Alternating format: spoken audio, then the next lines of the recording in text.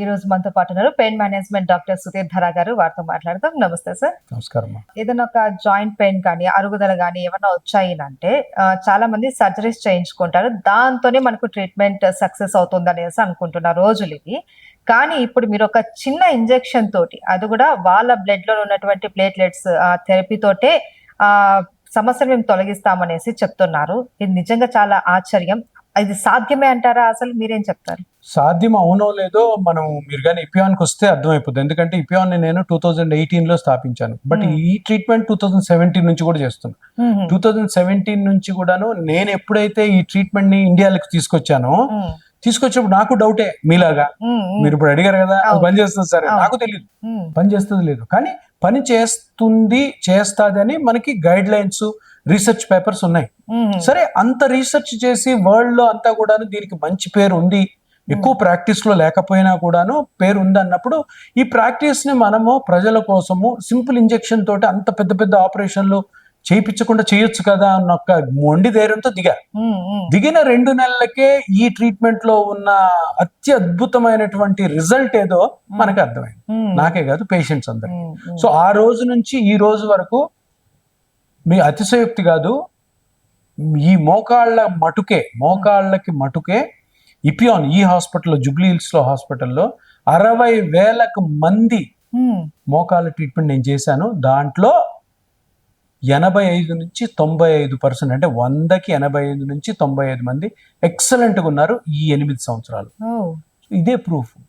ఏంటి, వీళ్ళందరూ కూడాను నా దగ్గరకు వచ్చిన 60,000 మంది ఆపరేషన్ చెప్తే వేరే డాక్టర్ గారు అరే ఏదేదో ఇంజెక్షన్ తోనే అయిపోతుందంట, పేషెంట్ ఓన్ బ్లడ్ తోనే, మన ఓన్ బ్లడ్ తోనే అనుకో నా దగ్గరకు వచ్చిన ఈ 60,000 మంది, రోజుకి 40-50 కేసులు అవుతాయి మన దగ్గర. సో ఈ 60,000 మందిని నేను ట్రీట్ చేసి దాంట్లో 90% కంటే ఎక్కువ పేషెంట్స్ హ్యాపీగా ఉన్నారంటే అంతకంటే మనకి రుజువు ఏం కావాలి, అంతకంటే నమ్మకం ఇంకేం కలుగుతుంది. ఈ రోజు ఇప్పటికి కూడా ఆ రోజు నేను జూబ్లీ హిల్స్ లో 1 సెంటర్ తో స్టార్ట్ అయితే ఇప్పటికి సౌత్ ఇండియాలో 5 సెంటర్స్ ఉన్నాయి. హైదరాబాద్ లో 3 ఉన్నాయి, చెన్నైలో 1 ఉంది, బెంగళూరులో 1 ఉంది. సో ఇలాగ నేను పెంచుకుంటూ పోతున్నాను అంటే ప్రజలకి దీని మీద నమ్మకం ఉంది, దీనికి సక్సెస్ వస్తుంది కాబట్టి. ఇప్పుడు 1 year అయింది బెంగళూరులో పెట్టి, చెన్నైలో 2-3 సంవత్సరాలు అయింది పెట్టి. అక్కడ పేషెంట్స్, అక్కడ తమిళనాడు మొత్తంలో మనది ఒకటే సెంటర్, హైదరాబాద్ లో 3 సెంటర్లు, బెంగళూరు, కర్ణాటక అంతా కూడా ఒకటే సెంటర్. సో జనాల్లో అవేర్నెస్ అంటే ఒక మంచి పని జరుగుతున్నప్పుడు, ఒక మంచి పని, దాంట్లో ఎటువంటి చెడు లేదు. అంటే ఈ ట్రీట్మెంట్ లో కాంప్లికేషన్స్ లేవు, సైడ్ ఎఫెక్ట్స్ లేవు. ఎందుకు, చిన్న ఇంజెక్షన్ తో మీ ఓన్ బ్లడ్ తోనే ట్రీట్మెంట్ చేస్తే ఎందుకుంటే కాంప్లికేషన్. అదే సర్జరీ తీసుకోండి, మోకాలు సర్జరీ కానీ, స్పైన్ కానీ, షోల్డర్ కానీ, 100లో 20 మందికి ఫెయిల్ అవుతుంది. ఫెయిల్ అంటే ఏంటి, నరకయాతన పడే నొప్పి ఉంటుంది, అది కాక ఇన్ఫెక్షన్స్, బ్లీడింగ్, ఇటువంటివి. సో ఇవన్నీ అవాయిడ్ చేయడం కోసమే మన గవర్నమెంట్ ప్లస్ అమెరికాలో గానీ, FDA గానీ ఇవన్నీ రీసెర్చ్ చేస్తూ ఉంటారు. ఎనీథింగ్ ఈ రీసెర్చ్ లో బయటకు వచ్చింది ఏంటంటే, అరే ఈ మోకాలు అరిగిపోవడం అన్నది, ఈ షోల్డర్ నొప్పి రావడము, స్పైన్ నొప్పి, జబ్బులు కాదు కదా. జబ్బులు కానప్పుడు అంత పెద్ద ఆపరేషన్ చేసి ఆ లోపల మెటల్స్ పెట్టి సిమెంట్ వేసి అతికిచ్చి కాంప్లికేషన్స్ ఎందుకు లోన్ చేయాలని గవర్నమెంట్సే రీసెర్చ్ చేసి దీనికి పర్మిషన్ ఇవ్వండి అన్నాకే ఈ ట్రీట్మెంట్స్ వచ్చాయి. సో గవర్నమెంట్ పర్మిషన్ ఉన్న ట్రీట్మెంట్ చాలా సంవత్సరాల నుంచి ఉంది పర్మిషన్. దీనికి ఎవరు చేయలే, ఎందుకు, ఆ సర్జరీస్ ఎక్కడ తగ్గిపోతాయని, అంతే కదా.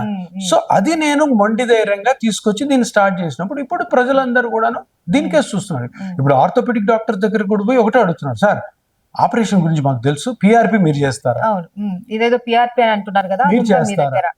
సర్జరీ ఎందుకు, 60-70 సంవత్సరాల నుంచి నడుస్తుంది సర్జరీ గురించి ఎవరికి చెప్పాల్సి, వెళ్ళి మొత్తం తీసేసి మెటల్స్ పెడతారని, దాని గురించి ఆపరేషన్ చేసే డాక్టర్ ఎక్స్ప్లెయిన్ చేయాల్సిన అవసరం పేషెంట్కే ఎక్కువ తెలుసు. ఇప్పుడు అది అడగట్లా. ప్రతి డాక్టర్ దగ్గర పోయి, సార్ PRP అన్నది మీరు చేస్తారా? అప్పుడు ఏం చేస్తున్నారు డాక్టర్లు, అరే PRPకి ఇంత మంచి ఇది ఉంది కాబట్టి మనం కూడా నేర్చుకుందాం, మనం కూడా చేద్దామని. ఇప్పుడు ఏ కార్పొరేట్ హాస్పిటల్ పోయిన హైదరాబాద్ లో ఆర్థోపెడిక్ డాక్టర్సే PRP చేస్తున్నారు. ఇంకా అంతకంటే ఇది మంచి ట్రీట్మెంట్ అని, ఇది నమ్మచ్చు అని, ఆపరేషన్ లేకుండానే ఆపరేషన్ చేసే డాక్టర్లే చేస్తున్నారు కాబట్టి దీనికి తిరుగులేదు, ఇంకా దీనికి వెనక్కి చూడాల్సిన అవసరమే లేదు.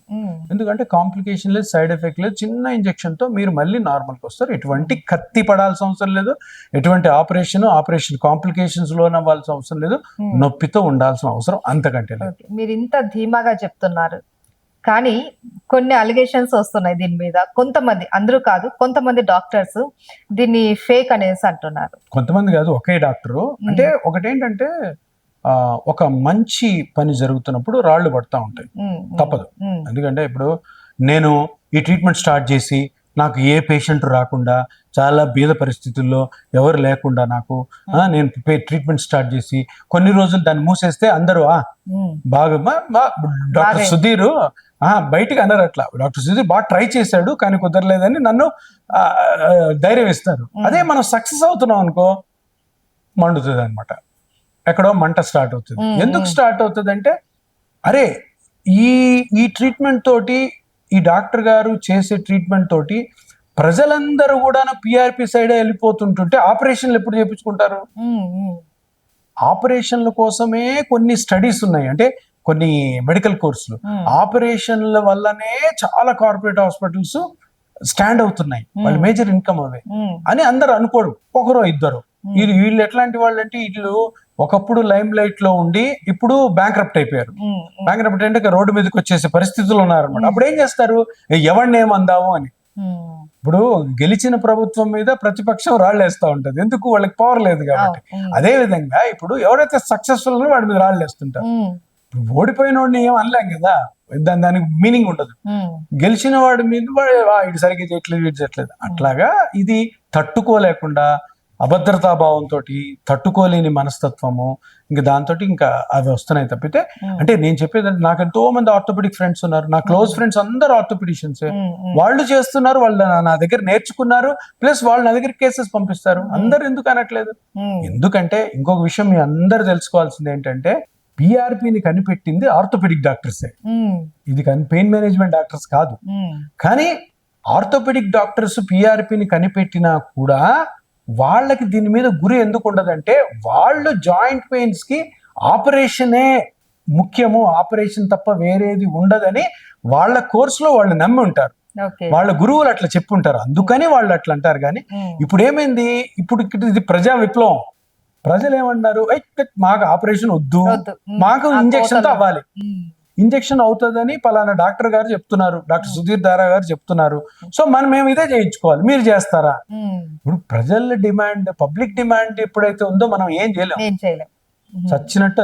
అప్పుడు తెలివైన డాక్టర్లు ఏం చేస్తారు, ఆపరేషన్ చేస్తారు, అరే మనం కూడా స్టార్ట్ చేద్దాం, ఇది మంచిదే కదా, ఇది మనమే కదా కనిపెట్టింది అని చేస్తారు. కొందరు కొంచెం మతి స్థిమితం లేని డాక్టర్లు ఏం చేస్తారు, అరే ఇది మంచిది కాదు, మీరే దాన్ని స్టార్ట్ చేసి మీరే దాని మీద రీసెర్చ్ పేపర్లు రాసి ఇప్పుడు ఇది పని చేయదు, ఇదంతా అపోహ, ఇదంతా ఇది అనడం అది మంచిది కాదు. బట్ ఏంటంటే మనం కూడా ఇప్పుడు మానసిక స్థితి సరిగ్గా లేని వాళ్ళ గురించి మనం అంత కోపంగా మాట్లాడుకుంటే వాళ్ళని కూడా పేషెంట్ లాగే వాళ్ళని మంచి చేసే ప్రయత్నం చేయాలి, కానీ వాళ్ళని మనం కోపగించుకోవడం మంచిది కాదు. సో ఆయన పరిస్థితి బాగాలేదు కాబట్టి మనం కూడా సానుభూతి చూపించడం మంచిది. అయితే సార్, ఏ ఆరోగ్య సమస్యకైనా 4 గ్రేడ్లు ఉంటాయి, అలాగే మనకు ఆర్థోపెడిక్ జాయింట్ పెయిన్స్ కి కూడా 4 గ్రేడ్స్ ఉంటాయి. దీంట్లో మనకి ఈ పిఆర్పి ట్రీట్మెంట్ అనేది ఫస్ట్ 2 గ్రేడ్స్ కి మాత్రమే వర్క్ అవుతుంది, తర్వాత 3, 4కి వచ్చేసరికి అంత రిజల్ట్ ఉండదు అనేసి అంటారు. ఇది నిజమేనా? గ్రేడ్ 1, గ్రేడ్ 2లోనే పిఆర్పి పనిచేస్తుంది అనడం అన్నది ఒక 20-25 సంవత్సరాల క్రితము ఆ పిఆర్పి స్టార్టింగ్ దశలో ఉన్నప్పుడు కొన్ని పేపర్స్ వచ్చాయి, కానీ అవన్నీ చాలా ఓల్డ్వి. ఇప్పుడు జరిగిన రీసెర్చ్ పేపర్స్ లో అన్ని గ్రేడ్స్ లో కూడా గ్రేడ్ 3, గ్రేడ్ 4, ఒకవేళ గ్రేడ్ 5 అన్నది లేదు, అది ఉన్నా కూడాను పిఆర్పి ఎక్సలెంట్ గా పనిచేస్తుంది. ఎందుకు అంటే, ఎట్లా చెప్తారు సార్, ఊరికే అనేసారు ఆ మాట అని మీరు అనొచ్చు. నేను ఇంతకుముందు అన్నానా, ఇపియాన్ లో జూబ్లీ హిల్స్ లో మట్టుకే, చెన్నై, బెంగళూరు, నా హైదరాబాద్ లో ఉన్న వేరే సెంటర్స్ లో కాక ఇక్కడ మట్టుకు 60,000 కేసులు నేను మోకాళ్ళకి చేశానని చెప్పాను కదా, దీంట్లో 59,000 కేసులు గ్రేడ్ 4. గ్రేడ్ 4 లో మన దగ్గరికి వస్తారు. ఎందుకంటే గ్రేడ్ 3, గ్రేడ్ 2, గ్రేడ్ 1 వాళ్ళకి అంత నొప్పి ఉండదు, నొప్పి ఉన్నా కూడా వాళ్ళు ట్రీట్మెంట్కి వెళ్ళాలని అనుకోరు. మీకు అర్థం అవుతుందా? సో నేను చేసిన 60,000 కేసుల్లో 59,000 కేసులు గ్రేడ్ 4 ఉమ్, మరి వాళ్ళందరూ ఇప్పుడు బాగున్నారు కదా, అవును. ఇంకెంతకంటే రుజువు ఏం కావాలి, అవును. ఇంతకంటే ప్రూఫ్ ఏం కావాలి? Um, so grade 3, grade 4, grade 1, grade 2 ఏ గ్రేడ్స్ అయినా కూడాను మనం పిఆర్పి చేయడానికి అడ్డంకి కాదు, ఆటంకం కాదు, హర్డిల్ కాదు. హ్యాపీగా వచ్చి మీరు పిఆర్పి చేసుకోవచ్చు. వయసుతో ఏమైనా సంబంధం ఉంటుందా సార్?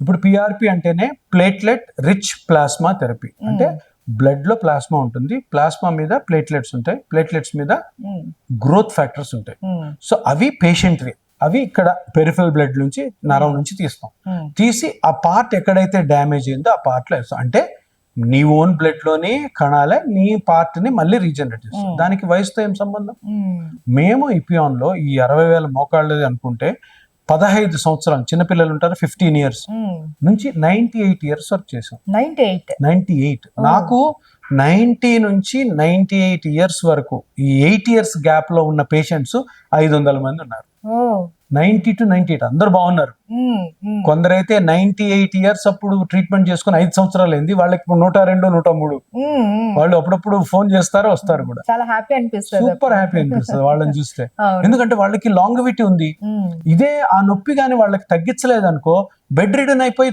త్వరగా చనిపోయే అవకాశాలు ఉంటాయి. అంతే కదా, నీకు మూమెంట్ లేకపోతే హార్ట్ పంపింగ్ ఉండదు, లంగ్ ఎక్స్పాన్షన్స్ ఉండవు, తిరిగితేనే ఆకలి వేస్తుంది, ఆకలి వేస్తేనే తింటాం, తింటేనే మోషన్ వస్తుంది, ఆ సర్కిల్ అంతా పోతుంది. ఉమ్, సో వాళ్ళందరూ కూడాను ఇన్ కేస్ ఈ ట్రీట్మెంట్ లేకపోతే ఆపరేషన్ ఎట్లాగా చేయలేరు 90లో. ఉమ్, లేకపోయి ఉంటే వాళ్ళు రియల్ గానే ఈ ఇంతకాలం బతికుండేవాళ్ళు కదా, త్వరగా చనిపోయేవాళ్ళు. ఎందుకంటే మూమెంట్ లేదు కాబట్టి. ఉమ్, చిన్న పిల్లల్లో ఇప్పుడు బ్యాడ్మింటన్ ఆడే పిల్లలు ఉంటారు, స్పోర్ట్స్ క్రికెట్ ఆడే పిల్లలు, వాళ్ళకి knee joint, shoulder joint, ankle, hip joint injuries వస్తాయి. అందరికి కూడా ఏ వయసు అయినా కూడా ఈ పిఆర్పి చేయొచ్చు. అయితే సార్ పిఆర్పి దీనికి ఫౌండర్ ఎండి మీరు. అయితే సుధీర్ ధారా దగ్గర దీనికి సంబంధించిన కాస్ట్, ఈ ట్రీట్మెంట్ కాస్ట్ కాస్త ఎక్కువ ఉంటుంది, కొన్ని చోట్ల దీనికన్నా కాస్త తక్కువ ఉంటుంది అనేసి ఇది ఒక్కటైతే వినిపిస్తుంది బయట. ఏంటి మరి, ఎందుకు ఇక్కడికి అక్కడికున్న వ్యత్యాసం ఏంటి ట్రీట్మెంట్ లో? మీరు అన్నట్టు వ్యత్యాసం ఉంది, కానీ ఆ వ్యత్యాసానికి అర్థం ఏంటంటే ఇప్పుడు పిఆర్పి ట్రీట్మెంట్ కి ఒక సిస్టమ్ ఉంటుంది. పిఆర్పికి మనం చిన్న చిన్న నీడిల్స్ వాడతాం, ఎలక్ట్రోడ్స్ వాడతాం, కిట్స్ వాడతాము. సో ఇవన్నీ కలిపి గవర్నమెంట్ ఒకటి ఫిక్స్ చేస్తుంది జనరల్ గా, రఫ్ గా. దాంట్లో ఒక 10% అటు ఇటు మనం డాక్టర్ గా చేసుకోవచ్చు, మనం ఎస్టాబ్లిష్మెంట్ దీనికి అంతే. 10% అటు ఇటు. ఇన్ కేస్ నేను పిఆర్పి రూపాయికి చేస్తున్నాను అనుకోండి, అదే ఎవరన్నా 25 పైసలకో 30 పైసలకో చేస్తున్నారంటే ఎంతో ట్రీట్మెంట్ నాణ్యతలో లోపం ఉందని అర్థం. అంతే కదా. ఇప్పుడు హెల్త్ కి సంబంధించింది ఇది సబ్బు కాదు, లేదా గోధుమ పిండి కాదు, బియ్యం కాదు, ఇది హెల్త్ కి సంబంధించింది. హెల్త్ కి సంబంధించినప్పుడు ఆ 1 రూపీ నేను ఏదైతే చెప్తున్నానో దానికి 50 పైసలు ఒకదానికి, 70 పైసలు ఒకదానికి, 10 పైసలు ఒకదానికి, 10 పైసలు డాక్టర్ గారు ఫీజు ఉంటది. అంతే, దాంట్లో ఎవరు చేంజ్ చేయలేరు. ఇప్పుడు ఈ 50 పైసల్లో నేను ఏదో ఎక్విప్మెంట్ కొంటున్నానో దాన్ని మళ్ళీ వాడినా, అది వాడి పడేయకుండా, లేదంటే సరైన సిస్టమ్ లేని చోట వాడినా, ఈ ఇంజెక్షన్స్ చేస్తున్నప్పుడు స్కానింగ్ యూజ్ చేయకుండా, ఇప్పుడు స్కానింగ్ మిషన్ కొనాలి, స్కానింగ్ మిషన్ ఒక 2 కోట్లు ఉంటుంది, అది లేని మిషన్ లేకుండా చేసినా అప్పుడు ఖర్చు తగ్గిపోద్ది. సో అట్లాగా ఎవరైనా తక్కువకి చేస్తున్నారు అంటే తప్పకుండా ఆ ట్రీట్మెంట్ లో నాణ్యతలో డెఫిసిట్, లోపం ఉంటుంది అని అందరు గమనించి. ఎందుకంటే నేను ఒక వస్తువు కొనడం లేదు, నేను ఒక ప్రయాణం చేయట్లేదు, నేను ఒక సినిమాకి పోవట్లేదు, నేను ఒక రిసార్ట్కి పోవట్లేదు, నేను నా హెల్త్ గురించి వెళ్తున్నాను. ఎప్పుడు కూడా హెల్త్ లో కాంప్రమైజ్ అవ్వకండి. మీరు ఎప్పుడు కానీ పిఆర్పి చేయించుకోవాలనుకున్నప్పుడు ఒకటే ఒక విషయం గుర్తుపెట్టుకోండి, ఏ హాస్పిటల్లో అయితే ఆ డాక్టర్ ఎక్కువ కేసులు చేసి ఎక్స్పీరియన్స్ ఉన్న డాక్టర్ అయితే అక్కడికి వెళ్ళండి. ఇంకొకటి, ఏ హాస్పిటల్ అయితే అంత సిస్టమ్ ఉందో, ఎక్విప్మెంట్ బాగుందో, ఎక్స్పీరియన్స్ డాక్టర్స్ టీమ్ ఉందో అటువంటి హాస్పిటల్కి వెళ్ళండి. అరే అక్కడ తక్కువ ఉంది కదా అని చెప్పేసి ఒక 10 రూపాయలు తక్కువ ఉందని చెప్పి అటు పరిగెత్తారనుకో, మీకు మంచి జరగకపోగా చెడు జరిగే అవకాశం ఉంది. అందుకని చాలా కేర్ఫుల్గా ఉండాలా. హెల్త్లో మటుకు, వైద్యంలో మటుకు తక్కువ రేటుకి జరుగుతుందని అటు పరిగెత్తడం చాలా డేంజర్. ఇది అందరూ తెలుసుకోవాలి. చూసారు కదండి, పిఆర్పి ట్రీట్మెంట్ అంటే చాలా మందికి చాలా అపోహలు ఉన్నాయి. ఈ ట్రీట్మెంట్ ఎంతవరకు సక్సెస్ అవుతుందా అనేసి. సో ఈ రోజు మనకు పెయిన్ మేనేజ్మెంట్ డాక్టర్ సుధీర్ ధరా గారు చెప్పిన ఈ ఆన్సర్ చూస్తే మనకు అందరికీ అర్థమవుతుంది ఇది ఎంత సక్సెస్ రేట్. ఇది ఏజ్ తో కూడా సంబంధం లేదు. ప్రతి ఒక్కళ్ళు కూడా ఈ జాయింట్ పెయిన్స్ ఏవైతే ఉన్నాయో దానికి ఈ చిన్న ఇంజెక్షన్ తోటి మీ సమస్యనంతా కూడా సొల్యూషన్ దొరుకుతుంది అనేసి ఆయన మాటల్లో మనం తెలుసుకుందాం. నమస్తే.